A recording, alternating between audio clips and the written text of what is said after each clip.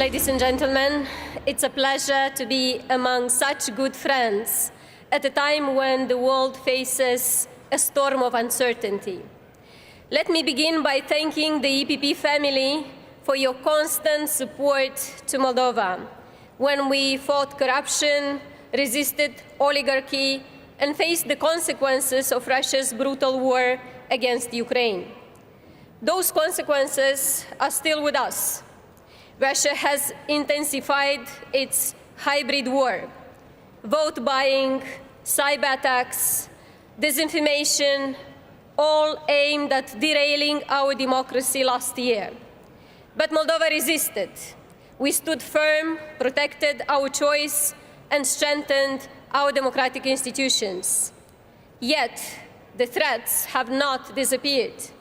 This year, Moldova faces another election, and Russia will try to derail it again.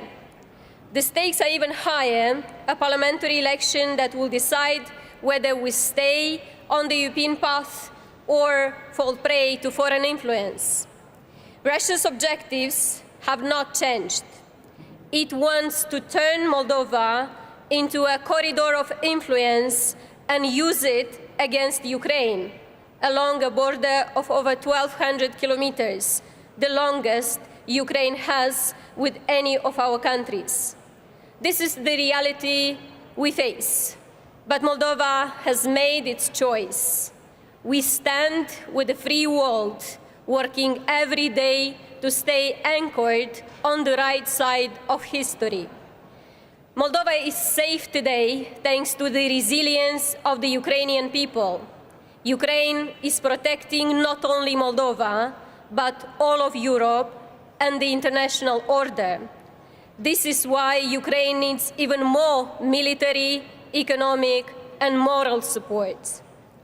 Today we know if the international community had acted more decisively from the start, the human cost, economic losses, and damage to the international law would have been far lower.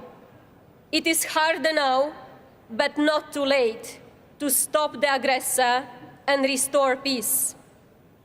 Peace demands courage.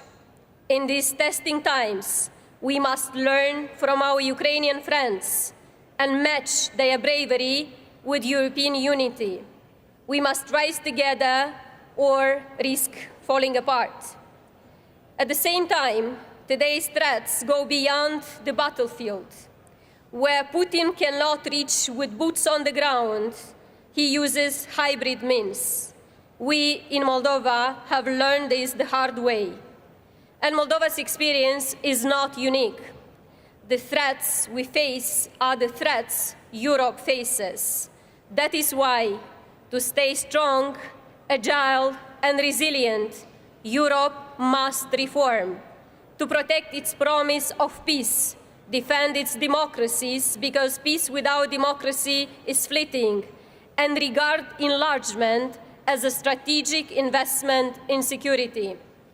Dear friends, Moldova and Ukraine must join the European Union not only because we belong in the EU, but because Europe will be stronger, safer, and more complete by accepting those who fight for its values. The time has come to show that Europe rewards courage with action. Moldova, Ukraine, and the Balkans too are working hard. Together, under the leadership of the EPP, we can bring them, us, home. Thank you.